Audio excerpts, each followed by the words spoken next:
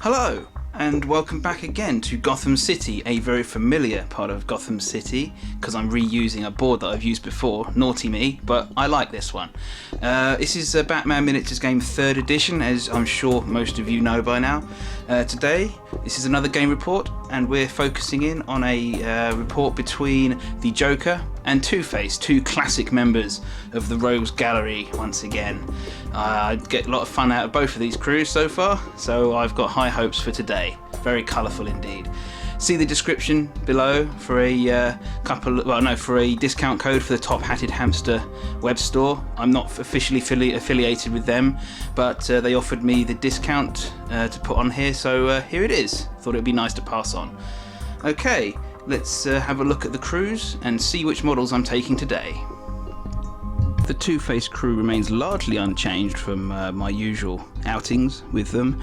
As you can see, we're taking Two-Face as boss and the two sidekick ladies there because, well, when the models are this good, I just can't not take them. So yeah, we've seen what they can do before. Two-Face is a great all-rounder boss as opposed to having any great specializations, but I think that plays in his favor because there's a few too many bosses in this game, like perhaps Bane or even Batman, who are a little bit too specialised in what they do, either sneaking or thumping or whatever. The only thing that Two-Face doesn't really have is innate speed in his side, but he's good at just about everything else. He can shoot, he can punch, and he's a good support character for his men and ladies. Yes, and Sugar and Spice there, the two sidekicks, we've seen what they can do before, work better in tandem. So on to henchmen. You can see I've got one of the guys with the Tommy gun there, and the other one over in the middle of the henchmen over here. These two guys are just good all-rounders. I'm taking the Wallace with his Winchester again because I like the pose, and again I wanted a bit of long-range support in there, and because I've painted up the rest of the crew, I've actually swapped out the guy with the bolt-action rifle for the henchman gangster with the manual shotgun. Altogether different emphasis for his ranged weapon, but it's still quite powerful. It's a template weapon as opposed to a single long-ranged shot, so we'll see how that plays out. I actually thought having two people standing at the back pretending to be snipers in a game where the board is shrouded in darkness was just a little bit too much firepower wasted, so having some more close support should be an interesting way to go. Again, there's no purchasable war gear across this crew because they use up their funding pretty much alright just in taking the henchmen, and there's no list, at least not yet. Okay, let's move on to the Joker. Okay, a bit more of a mixed bag for the Joker's crew. We're taking the man himself, of course, in his Back to Gotham incarnation because I wanted a matchup of the two larger base models, the two latest versions, shall we say, of these leaders. And I'm getting more used to him and his particular traits and the way he works within his crew. As you can see, we're taking Gaggy there for the on the pogo stick for the henchman, for the psychic choice. I wanted to get a bit more use out of him. I've used Harley Quinn an awful lot recently amongst a fair few crews, and yeah, I actually think there's a lot more to Gaggy than people may be given credit for. People seem to think that he should be bouncing around hitting people. I think he should be bouncing around gassing people and using suspect markers, but that's just me. I'm probably wrong. I only play myself at the moment, so there. Using Gentleman Ghost, figured he'd be an interesting take against the firepower that comes with the Two-Face crew, and yeah, again, I haven't used this model at all, so yeah, I wanted to give him a go, a bit of an outing, and yeah, if I paint him, I want to use him at some point. When we get to henchmen, as you can see, we've got Rasta Clown with his incredibly useful rifle, and the opposite end of the spectrum, we've got Ace of Spades with his incredibly useful gas, which is a very short-ranged thing. Looking forward to seeing how they get on with. Rasta Clown's got an extra magazine, bought out of purchasable war gear, should mention that, and oh yes, Gaggy's got the enhanced gas for his pogo stick. I want to see how that innovating 2 affects things. Moving over for the rest, you can see we've got Whiteface, I think, on the far left, and Borgon the Cursed, because I like the two models, really do. I think I mentioned it before, but the Whiteface model is actually, I think, is based on the Joker from the Injustice video game, so got a bit of a soft spot for him there as well. Borgon has a grapple gun, although I'm not sure how that materializes in world. We're just going to have to use our imaginations, which is what it's all about, isn't it? Okay, let's move on and deploy. Okay, I've put the models out and drew Duel for today's deployment card. As you can see, it's There you go, corner to corner, in an arc, but you see the markers there. There's the text. You can see there's a marker here, marker up here. Only free agents are allowed within 4 inches of those markers for the remainder of the game, which does constrict things somewhat, especially for Two-Face, as we'll see. But let's start with Joker. And you can see Borgon and Gaggy are taking the right flank. Gentleman Ghost, the only model, has to be deployed here. Only free agent model, should I say, sorry. Joker and the remaining 3 henchmen clowns are following him up here. Okay, ready to move out along the road. I'll come round to show you where the Two-Face crew is deploying. Come on, Lee, here we are. As you can see on the roof, we've got a couple of henchmen ready to move forwards. There's their marker. Can't go within 4 inches of that, so kind of going to be going across onto the building site there. The rest of the crew are all sort of huddled in this alleyway behind the police station, but they'll be spreading out. The Two-Face crew can get on these bursts of speed, so hopefully that'll sort them out. Two-Face, the 2 ladies, and the 2 guys with Tommy guns bring up the rear. Okay, that's that, I think. In terms of the side of the coin that Two-Face is going to be using, he's opting to go with the good side to start with. Obviously that will change throughout the game, and it will determine what sort of objective cards he can play. I'm not going to go into that in detail this time. I've done it in previous videos, so you know, you can always check previous ones if you haven't seen them before, but I'm presuming people are watching these in order, so I don't know. Let's find out what happens though. Let's start activating. Let's start the first turn. Okay, take the lead and raise the plan finish for turn number 1. In terms of cards played, just the one for Joker. Let's Dance came out as a it plays in the beginning and scores at the very end of the turn. And there's the text. Basically, if Gaggy or Joker or Gentleman Ghost get damaged this turn as a result of something the Two-Face crew does, they get a couple of victory points. It's not very likely in turn 1, but might as well play it. It helps cycle the deck, etc., etc. There's really no point not playing it. In terms of who got the initiative, as you can see, the black dice is for Two-Face there, and they have the initiative this turn. Looking at who's got Audacity for the Joker crew, you can see Gaggy and Gentleman Ghost both have Audacity counters, the remaining 2 remaining as wild cards to be played as need permits. For the Two-Face crew, it's really much of a muchness, to be honest. There's not much to it. There's one for for Wallace on top of the roof, and Two-Face and the 2 lady sidekicks both have Audacity this turn. Time to start activating. Two-Face's crew kicked off and opted for gangster number 1 to go first. What's his name? Tommy, with the Tommy gun, of course. What was I thinking? He did not have Audacity, but he was inspired by the proximity of Two-Face himself. He moved forward around the corner, took an extra couple of points of innovating to give him that extra bit of speed, as afforded by the gangster's rule, and put down a suspect marker because he was inspired. So that concludes his activation. Joker's crew decided to start with one of the more powerful models on their side. Gentleman Ghost, the free agent, went first. He first of all activated his conceal trait, which means that no one can see him unless, for shooting purposes, unless they are in base contact. Pretty useful against the fairly mundane shooting firepower of the Two-Face crew. Won't be able to see and shoot a ghost. Who figured? And yes, so he has incorporeal, shall I say. He was able to move through the Joker mobile and put down a stinky fish. So even though he's next to this light source, he cannot be seen. That's useful, isn't it? So yes, stinky fish put down, which is, let's just show you the card for the sake of completeness. I'm sure you remember. It doesn't look fresh. For 2 points, it's a suspect marker. There's the text. If this marker is still on the board by the end of the turn, then it's 2 points for the Joker crew, and anyone picking it up to reveal it gets poisoned for their troubles. So there we go. Sorry, I didn't mention that before. And right, so that concludes Gentleman Ghost's turn.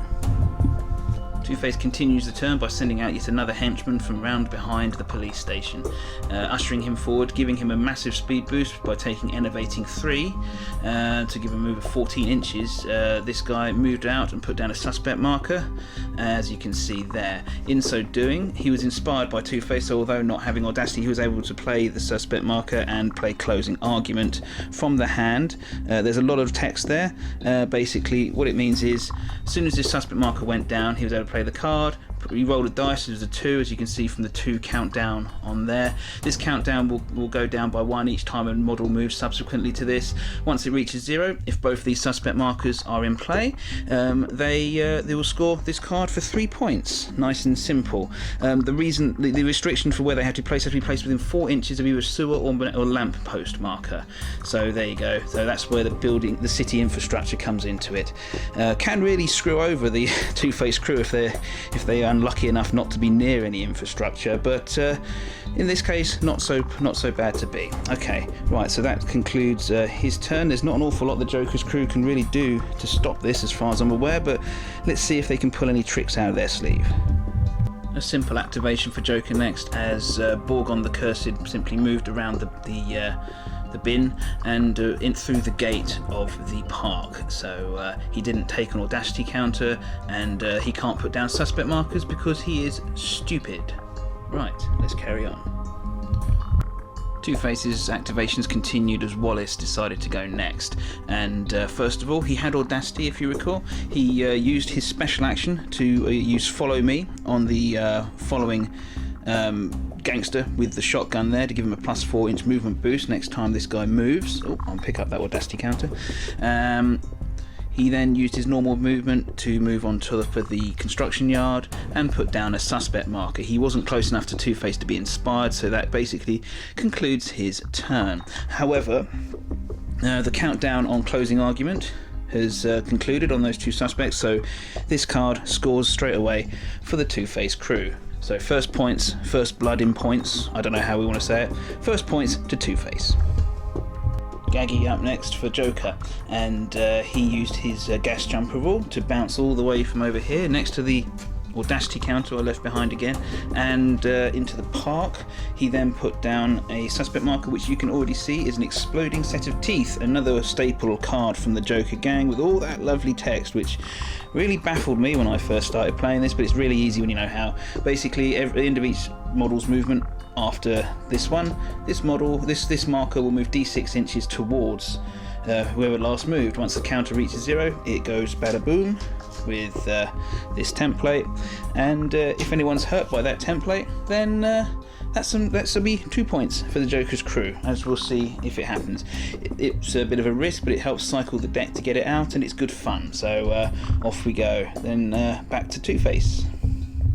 Well, Sugar went next, one of the 2 ladies' sidekicks for Two-Face, and she had a bit of a full turn. So first of all, she moved around the corner into the street here, as you can see, and she played as a resource from her hand her own card, not so much Sugar.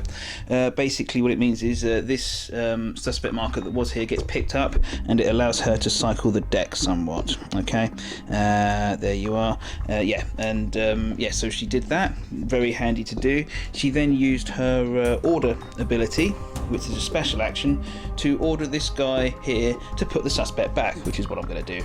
There you go, just now. Okay, so back where it was. Pick it up, now put it down. Women, eh? No, kidding. Well, and then having done that, right, so having done so, closing argument came out of the hand again for Two-Face. Pure dumb luck that it was at the top there, but yes, so there you go, it's the same card, so I'm just going to roll a die, do it now, live.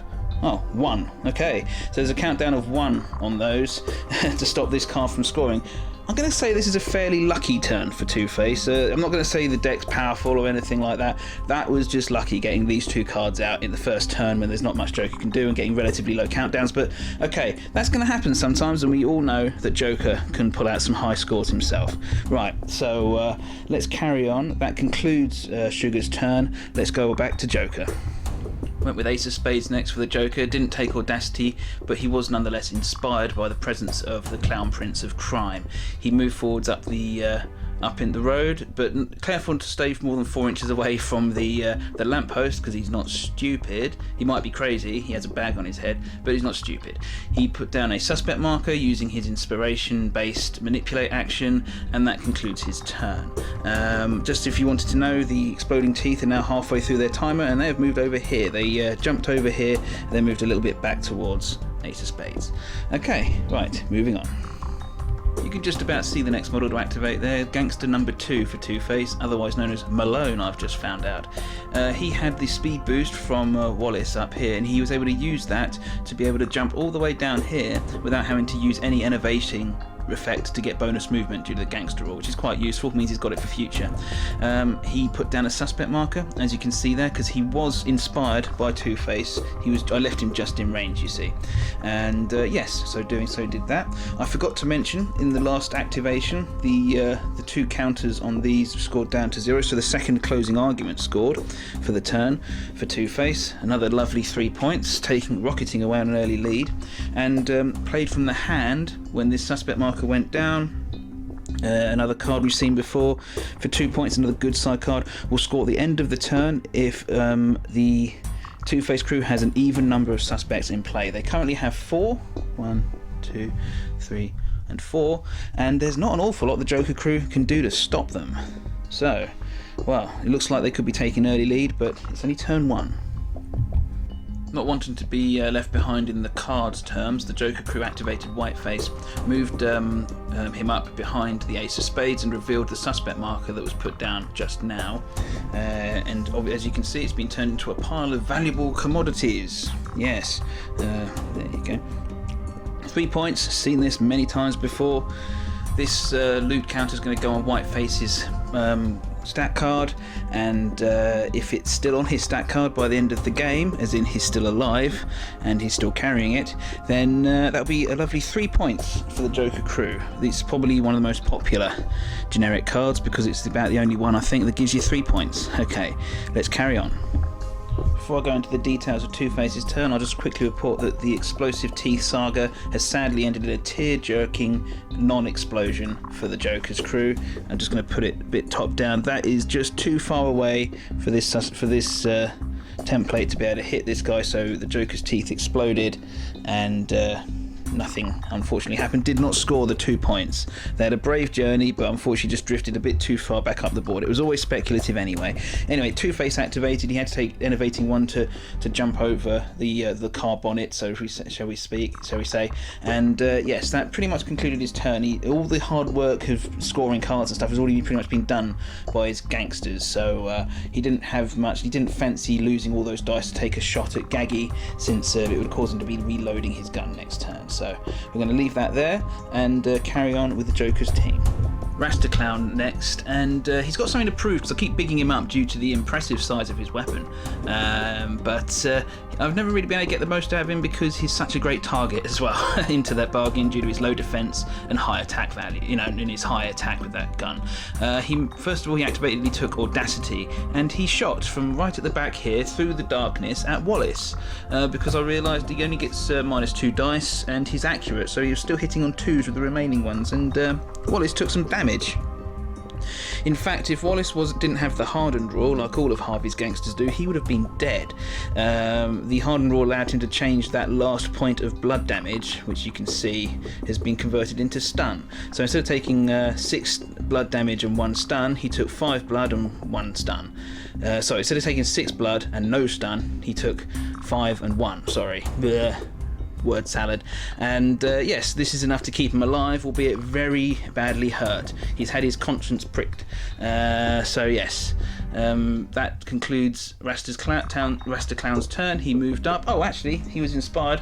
I'm going to pop down a suspect marker for him because I feel flash. There you go. Okay, that concludes his turn, and we'll move back to Harvey now. Spice finished things off for Two-Face this turn. She didn't really have an awful lot to do despite having Audacity. She just moved around the corner into a better position, all of her attacks being very short ranged, and she didn't want to put down a suspect marker because she didn't want to ruin Two Faces of the coin that was played earlier. There's an even number of suspects and she didn't want to ruin that for them. Okay, that concludes Two-Face's turn. Just the Joker himself to go. And the Clown Prince of Crime just moved up the road. If you're wondering why no one's used this sewer marker back here, it's because it's within 4 inches entirely of this event marker, which no one can go within 4 inches of, which is frustrating, as you if you wondered, because it does rather mean the Joker's crew's being sort of corralled this way a little bit, or through the park. But yeah, I mean, that's that's why you have different deployment zones, so you get tactical challenges you're not really necessarily comfortable with. If you played everything inside your comfort zone, then what's the point of gaming, really? Right, so he's gone. He can't put down a suspect marker because there's one nearby anyway, and he did use his special action to put kill me on kill them even, sorry, kill them on white face as well, just to give him an extra couple of attack markers. I didn't mark it though, need to do that naughtily. Okay, that concludes the turns. We're going to go to the recount phase now and clean up and see who scored what. Okay, the recount phase is now finished. Wallace took off his 1 point of stun damage that he took, and that was the only recovery possible for the end phase of turn 1.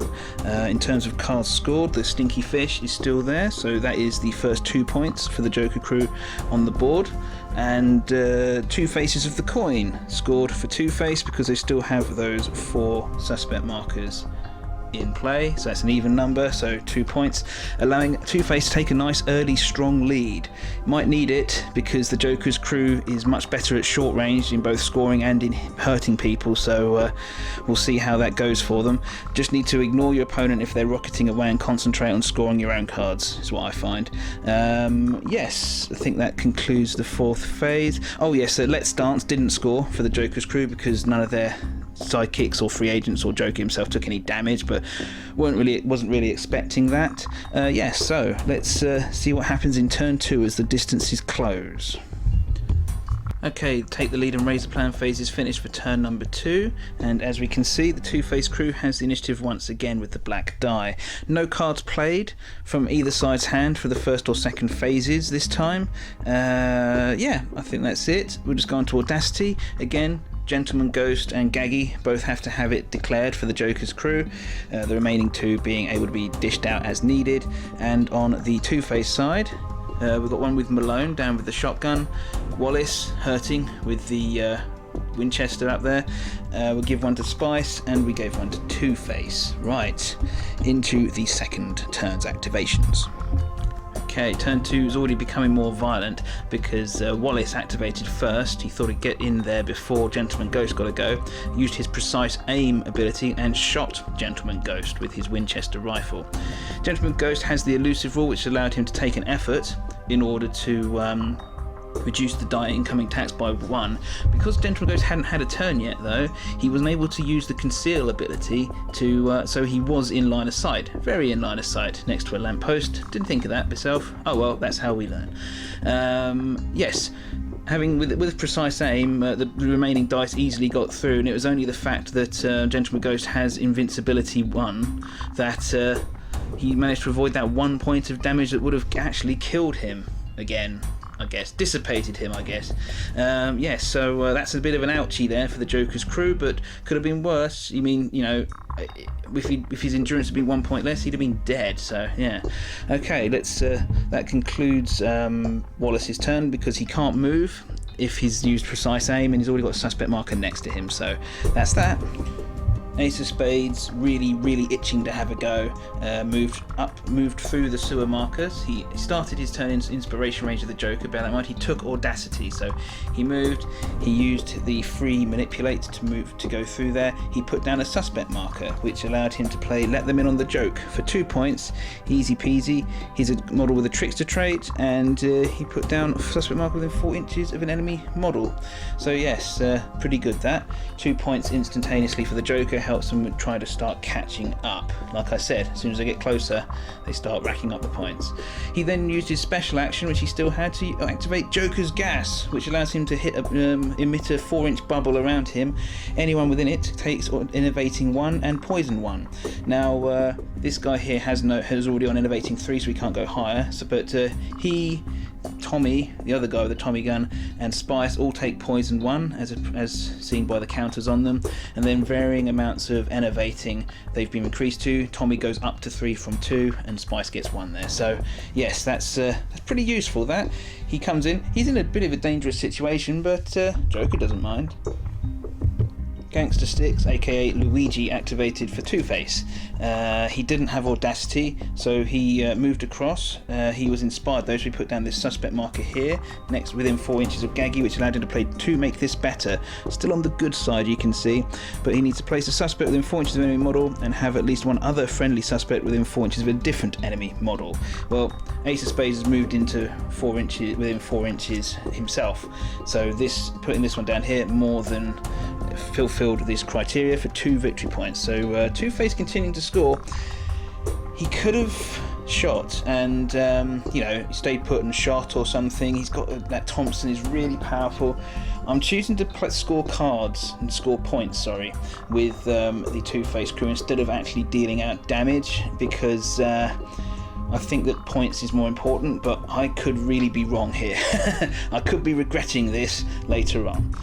I just don't know. I'm just trying to do the best I can in the situation as it stands. I haven't played this to familiarity with these crews as much. I haven't, you know, so you know, I might be getting this wrong. It might be that I should really be going for damage right now, but going for points instead. We'll see how it pans out. Gaggy up next for Joker, and with a Zebedee-like boing, he activated Gas Jumper from inside the park here into the middle of the Two-Face crew. And he, in so doing, when he lands, he lets forth a cloud of noxious gas, and that covered all of these models here. Because of his enhanced gas, he actually deals double innovating, so yeah, so innovating 2 on everyone, which takes Spice up to her maximum, and this guy was already on his maximum, but innovating 2 for Sugar now. As you can see, poison for Sugar, and that increases the poison value up to 2 each for these 2 people who are already poisoned before they've even had a turn. How mean. Having done so, Gaggy still had his manipulate action left, so he used a suspect, put down a suspect marker and turned it into another set of exploding teeth. He's obviously carrying quite a few rounds of those in his pocket, so there you go. Bite the dust out again for another turn, for another 2 points, and it's a short fuse this time, only 2 activations until they go off. Okay, yeah, so danger close for the Joker's crew, but it's a good laugh. Okay, Spice activated next.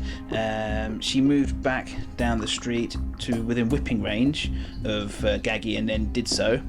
She got rid of her, in doing so, got rid of her innovating. Gaggy put 3 effort in to further reduce her dice pool, but she got some back because she has teamwork with Sugar, which almost made up for the lack. And yes, overall, 2 further hits got through when all was said and done, including the strength die, incidentally. So 2 extra blood, 2 more stun there for Gaggy. So that concludes her turn. It might look a bit of a stupid thing to do, which didn't have much tactics, but I'm looking at the objective cards in the Two-Face hand, which I'm going to keep secret from you guys, and there is a plan, so bear with me. Very aware that he's standing on the edge of re-death, I suppose. I wanted to activate Gentleman Ghost earlier, but really wanted to do some gassing as well. But so yes, it was Gentleman Ghost's turn now. Since he was still alive, good to go. And he had Audacity counters, so I don't want to waste that either. First of all, he fired his Phantasmal Flintlock from back here at Tommy. Lost a dice because it's beyond his comfortable range, but Tommy is still in the within range of the lamppost, so didn't lose anything for Night. Did hit 1 hit, and the hardened rule allowed Tommy to reduce it down to 2 blood and 2 stun instead of 3 blood and 1 stun. Okay, having done so, Gentleman Ghost activated his concealment ability so that he couldn't be shot except in base contact, and moved up next to Luigi here to threaten him in close combat perhaps next turn. Okay, that concludes the turn for Gentleman Ghost. No cards played. It wouldn't be me if I didn't forget to mention something throughout the course of the game, and yes, I did. At the end of a Gentleman Ghost's turn, the explosive teeth detonated right here between the 2 ladies. So this time Gaggy's plans came to fruition, and this template neatly gets both of them, and so 1 blood damage to each of them, but probably more importantly to the Joker crew, 2 more crucial victory points because it managed to cause damage to someone. So yes, now we'll move on to the next one, to the next model. I don't know who it is yet. Two-Face to decide. Okay, now Sugar's been, and she used her order ability as a special action. She didn't have audacity, remember, so that's all she can do this turn, to order Spice to put down a suspect marker. That is within 4 inches of Gaggy, allowing to make this better to be played once again.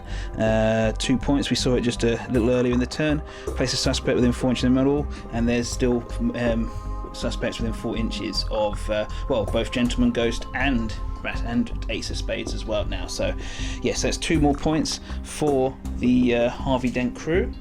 Having done so, they then played from the hand as a resource to make this better again. They just keep getting this card up for 1 point. It allows them to search their objective deck for the twisted side of the coin card and put that into play instead. So now the tables have flipped. And yes, they'll be looking to use the twisted side objectives now. Maybe they've run out of good ones. Maybe they haven't. I can't remember. Actually, I can, but I'm lying to you. Right, let's move on. So yes, Joker Crew's starting to do lots of damage, but I think Two-Face has had enough now. Rasta Clown up again next, and finish what he started last turn. From back here he could just about draw line of sight to Wallace, and one hit got through.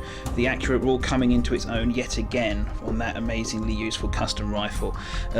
One hit enough to kill Wallace off. Even with the hardened rule I couldn't be bothered to change it around a bit to put 2 counters out instead of 1, so I'm lazy.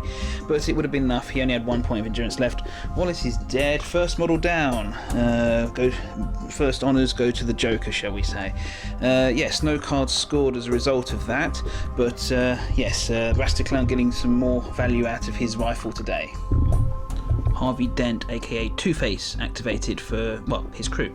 And yes, he first of all he used a blood money token, which is a special thing only his crew gets, and it enabled him to count his weapon as both light and pretty much assault, really. Only lost 1 die for moving and shooting and got -1 to hit, so worth it really. He moved into base contact with Gentleman Ghost, and because it had the light rule he was able to use his Tommy gun to shoot, and got 1 hit through in the end, which is 2 blood and 1 stun altogether. Gentleman Ghost is now, well, dead, I suppose, for want of a better word. He's removed from play as a casualty, shall we say, and there he goes. Having done so, having used the blood money token, he actually used that to move Tommy over from this suspect marker over here, because blood money tokens actually allow you to do each action stipulated under them as opposed to just 1, which is what I've been doing so far. My mistake, now I know, I've been told. And yes, so that bit of movement is extra in addition to being able to allow the Tommy gun to move and shoot. So that's pretty good. Played heads or heads from the hand. Twisted side, a friendly model inflicts at least 4 damage on any model that has an audacity marker. I wanted to bring this one up actually. 2 points. Gentleman Ghost does have an audacity marker. I know in the way I speak it sounds like I say I spend it to do the 3 actions in a turn. The audacity marker does stay even after the models have done their movement, so he does, Gentleman Ghost, despite having already acted this turn, does still have the audacity marker, and so therefore does qualify for this card. At least that's my reading of it, but that's 2 points for Two-Face. Yes, so not a bad turn. Okay, let's carry on, see what's going on. Joker thought he'd have a go, and he decided he'd use the last audacity counter available to his crew, move up and order Borgon to kill them, giving him the 2 extra attack markers as he could, for the next attack that Borgon the Cursed does.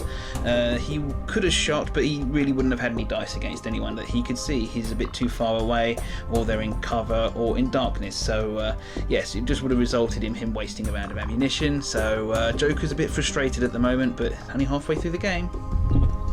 Tommy activated for Two-Face, and he opted to just stay put and use his single action to, mow down Ace of Spades. He gets plenty of dice with his Tommy gun, and it does a lot of damage per hit, so it did enough for 6 blood and 3 stun damage after all was said and done. Only 1 die didn't actually get him, and yeah, that is more than enough, I believe, to kill Ace of Spades, unfortunately for the guy, but he knew what he was getting in for when Joker told him to go down that sewer.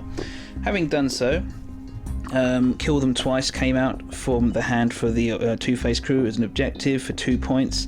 It does necessitate the removal of these 2 suspect markers, but hey, that's what you get. And yes, and also, however, because Two-Face is nearby and in inspiration range for Tommy, he can now use his single remaining manipulate action to put one of them back again. So we'll just do that, just there. Nice.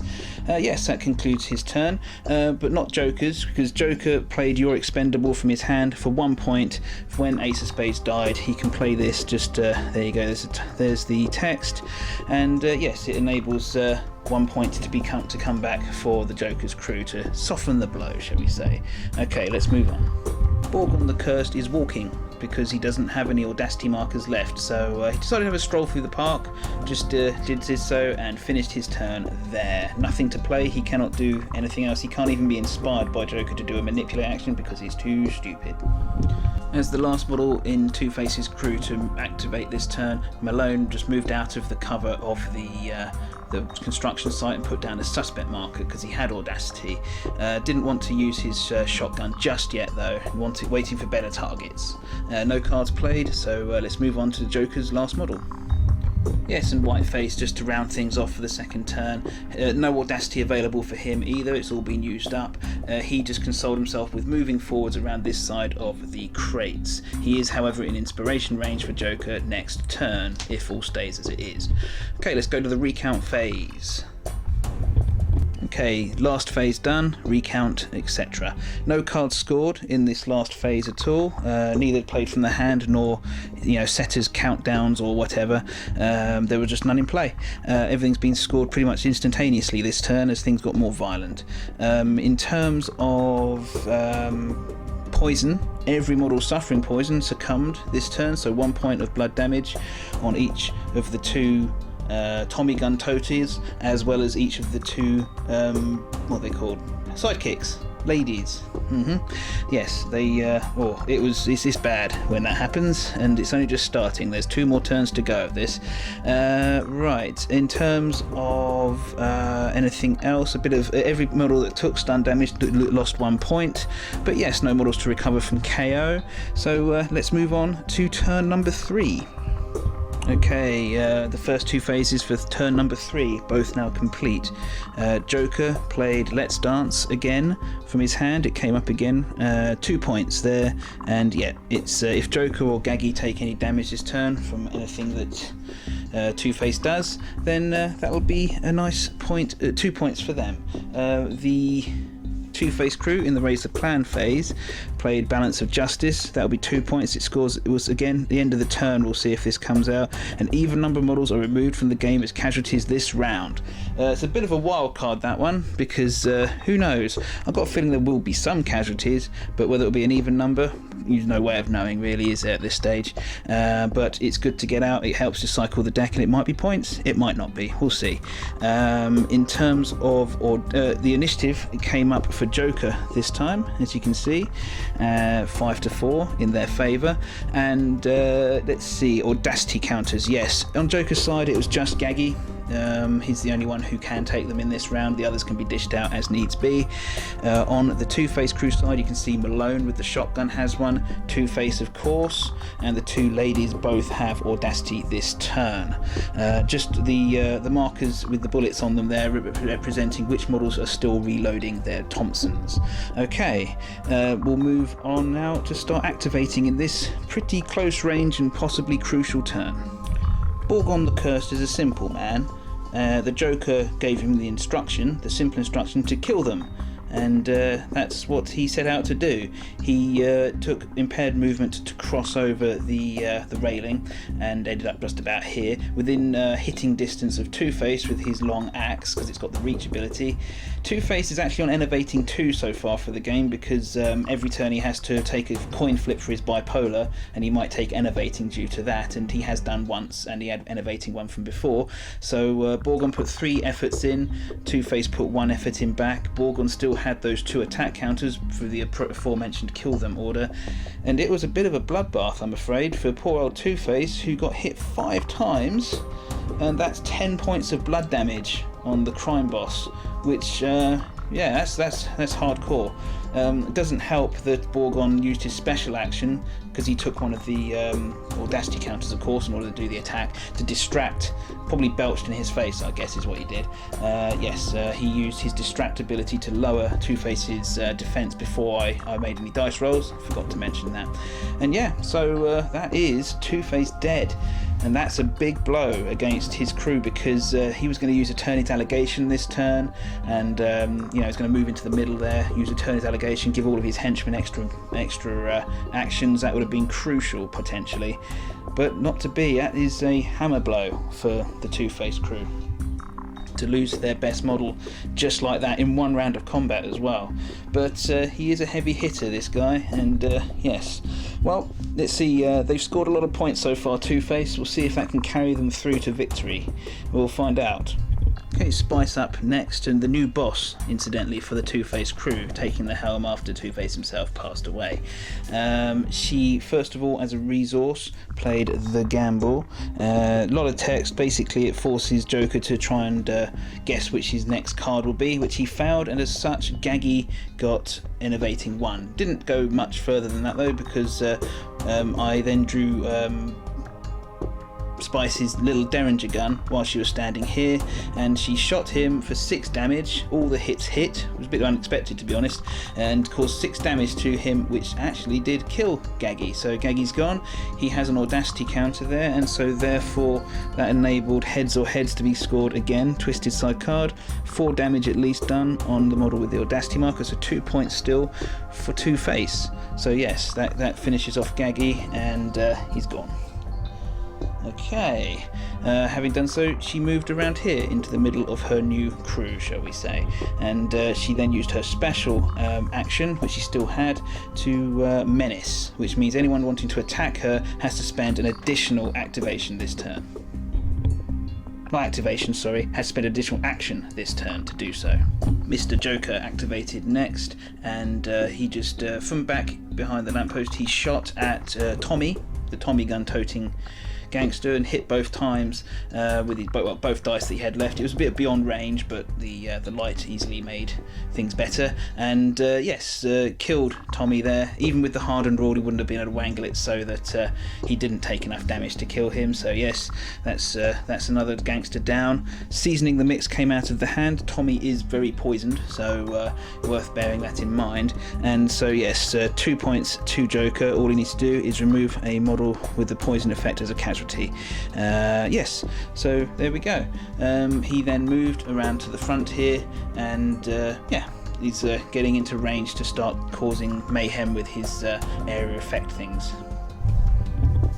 Luigi activated next for Two-Face, and trying to get some revenge for his boss, just stayed put. He didn't have audacity anyway, so he just stayed put and mowed down, unloaded his magazine at Borgon, managing to hit with every single die, causing 8 blood and 4 stun damage, which is pretty intense. Oh, actually only 3 stun damage because Borgon's large, but nonetheless. Funny enough, not enough to kill Borgon. Borgon's got 10 endurance, which is massive. So he's not dead, he's very close, but he's not dead. But the 3 points of stun there are sufficient to give Borgon the dubious honour of being the first model to be knocked out, because his willpower is only 5. Bit of a handicap in 3rd edition of the game, but I like the model and he can hit hard, so he still goes in from time to time. Yes, so knocked out. This allowed the Two-Face crew to play heads or heads again from their hand for 2 points. We just seen it a little while ago. 4 damage on an animal that has an audacity marker, and Borgon did use audacity, so there you go. 2 more points for Two-Face, and yes, but let's see how Joker responds. Rastakan once again took aim with his custom rifle from down before he moved, and he shot at Spice, and despite having to shoot through the darkness and stuff, he managed to get 1 hit. He actually missed one for the first time, and yes, 1 hit, so 3 points of blood to Spice, leaves her on 1 point of endurance remaining. That is him out of ammunition for the game, though. Having done so, he managed to do so by spending his special action, incidentally, to cancel out her menace ability. He then moved up onto the crates, as you can see, and put down a suspect marker because he was inspired by Joker, allowing his crew to play Let Them In on the Joke again, for 2 points. All he had to do was put down a suspect within 4 inches of an enemy model, and Malone is just there. So lovely, 2 more points for Joker. Okay, that concludes the Joker crew's activation for now. Let's go see what Two-Face is up to. Sugar took another next activation for her crew, and she just moved up with audacity, and she actually used her small derringer on Clown as a small measure of revenge for the damage he's caused for the course of the game. And despite moving and losing 2 of her attack dice, he's a very weak model, as we've discovered in previous games. So the 2 hits that did get through, both of them that is on 2s because he's rubbish, did actually 4 points of endurance damage to him, which is enough to kill him, because like I said, he is just a platform for a particularly good rifle. But yeah, he got his points today, but a little measure of revenge there in killing him. So that concludes Sugar's turn. Didn't actually have anything else to play. Whiteface is recognising that he's holding the loot and he can score some points, so he decided to retreat from his position behind the boxes. First of all, before he did so, he shot his blunderbuss at Malone. The cover took away 1 die, and the hardened rule on Malone meant that the 1 hit that did get through did 1 blood and 2 stun. Having retreated, Whiteface then decided he would put down a suspect marker, and as you can see, it's another stinky fish. It doesn't look fresh. 2 points if that's on the board by the end of all this turn's activations. And yes, so Joker's crew still looking to accrue points. Change the camera angle a bit just to show you that Malone activated as the last model for turn number 3, and he was not going to let Whiteface get away. He took Enervating 2, as you can see there, to move up and reveal the stinky fish, thus becoming poisoned in the process, sadly for him. But he should be able to take it for the last turn, and it does deny 2 points for the Joker. Unfortunately for Two-Face's crew, having done so long, it's been a gas came out from the Joker's crew's hand for 2 points. A lot of text there, but basically when an enemy model reveals one of the Joker crew's suspect markers, they can score this card for 2 points as a reaction, and also means that the enemy gets to place a suspect marker in contact with a model of their choice. They went with this one because everyone else has suspect markers nearby already, so can't do that. And also gives him Enervating 2, so he'll be up to Enervating 3 now, Will Malone. That's less lucky for him, isn't it? So that's unfortunate, but yeah, he wasn't to know, and he thought he was going to be denying points. Okay, let's go to the recount phase and tidy up. Okay, recount phase now complete, and can report that Borgon the Cursed remains knocked out, unsurprisingly really, when you get down to it. In terms of poison, every model suffering from poison, so these 3 here remaining on the board, managed to not get poisoned this time. Having all suffered last time, they all managed to shrug it off this time, except for poor Malone, who took 1 point of blood damage, puts him on 2 points of blood damage total for the game. In terms of cards that are scored, as we know, the Stinky Fish does not score, so it doesn't look fresh, goes back into the discards. Let's Dance, however, does score, because Gaggy got finished off at the beginning of the turn, so that card scores. And having done a quick count, because I forgot that I needed to keep count, I worked out that Balance of Justice does score for Two-Face, because Two-Face himself and Tommy both died on his side, and Rasta Clown and Gaggy both died on the Joker's side. So yes, I think that's about it. If I've miscounted, I do apologise, but yeah, there we go. Let's move on to the last turn. It's very close by the look of it, and we'll see who can score those last few cards. Okay, the final turn. Audacity has been dished out and worked out who's going first, but first of all, let's see which cards are being played. The Joker's crew played Die Hard, came out of their hand on Whiteface. It's the only eligible model left. He has to be alive by the end of the game or turn, and if he is, then 2 points for his side. In the Raise the Plan phase, Two-Face played Balance of Justice again, 2 points. Again, by the end of the turn, an even number of models removed as casualties will mean that they score that card. Okay, let's move on to who's got Audacity. Well, it's actually every model left on the board has got Audacity. So Joker and Whiteface for his crew, and the Malone over there, the 2 ladies, and Luigi here with the Tommy gun. Okay, let's move on to see who's going to score any points in this last crucial turn. A simple start to the turn as Spice activates. She has Audacity. She can't fire her Derringer this turn because she has fired it last turn and it has the reload trait, which means she can't fire it 2 turns running. What she did was, however, to use with Audacity, she moved around here. She put down a suspect marker behind her. Sorry, the camera works wonky there. So you can see that. And then she used her special ability with her Cruel trait to remove Borgon as a casualty for this turn. That enabled her to play Kill Them Twice from the hand as an objective. 2 points. There's the text. We've seen it before this very game. It does necessitate the removal of these 2 suspect markers, which I shall do in just a second. And yes, that's some 2 points for the Two-Face crew. Joker took the first activation this last round for his crew, and from here, from his starting position, should I say, he used his last shot with his big old gun there to finish off poor old Sugar. Yes, 2 hits, 6 damage. That was sufficient. She's already poisoned, so Seasoning the Mix came out again to score 2 points. Pretty harsh, but well, that's the way it is. He then moved around with his Audacity, and yeah, that finishes his turn. Just to wind down time, Luigi activated. He had Audacity, but there was pretty much nothing left that he could do from the cards in his hand. I mean, with other cards he may well have been able to achieve something, but couldn't even cycle the deck that well and didn't get anything useful out of it. He could use his rapid reload ability to be able to go there and draw another shot, possibly at Joker. He would not get any dice trying to shoot at Whiteface back there. But yeah, so it wasn't really to be. So just saying, he's activated, but to no real avail. Just to run down activations. Whiteface, I'm just going to wrap it up now. Whiteface activated for the Joker's crew, and he moved around and revealed the suspect marker that was placed by Malone at the end of last turn. It's played so long it's been a gas, so you can play it when you reveal your opponent's suspect markers as well. It's a good one. 2 points scored there. It would have given various effects around the board and over the suspect marker, some elevating, but really no point at this point in the game because I'm going to call it there. Malone has an activation still to go, but there's really nothing that he can do to score points, I've discovered. So there's not much point. Even if he did manage to amazingly do well, he couldn't kill Whiteface in one round anyway. So yeah, we're going to call it there and go to the final count. I'm not sure who's won.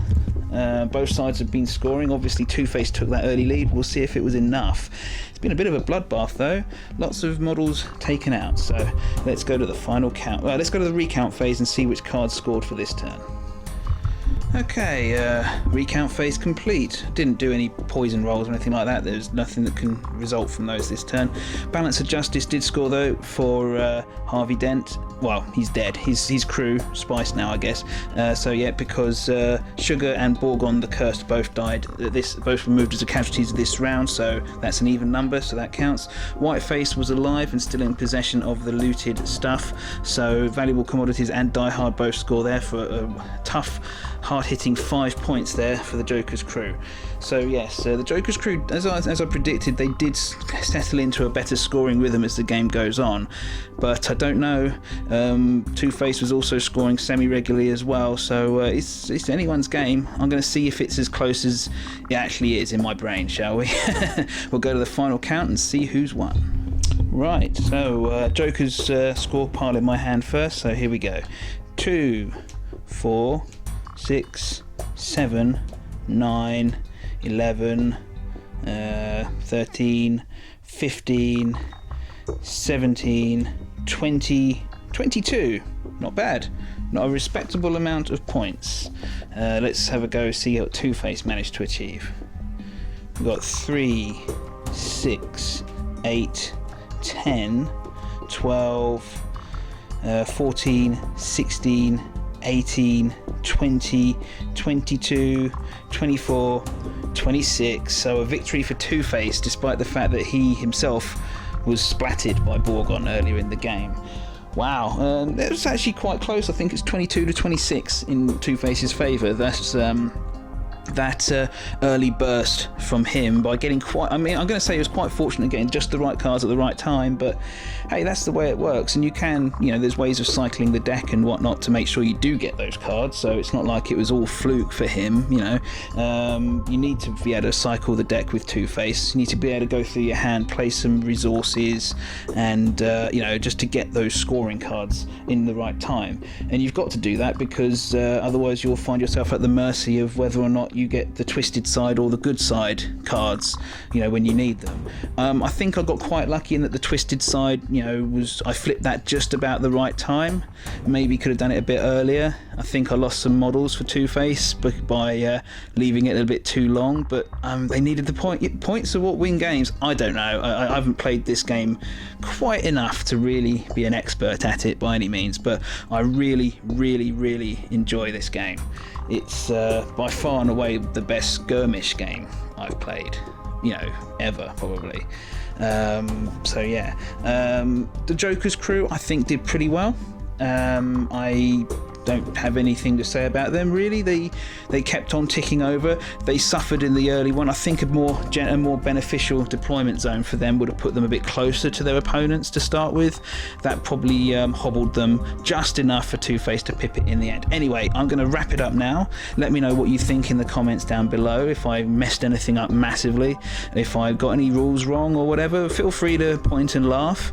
And I'll see you for the next game on Shield Wall 100. I really hope you enjoyed this as much as I did, or even half as much. Should do the trick for viewings and stuff.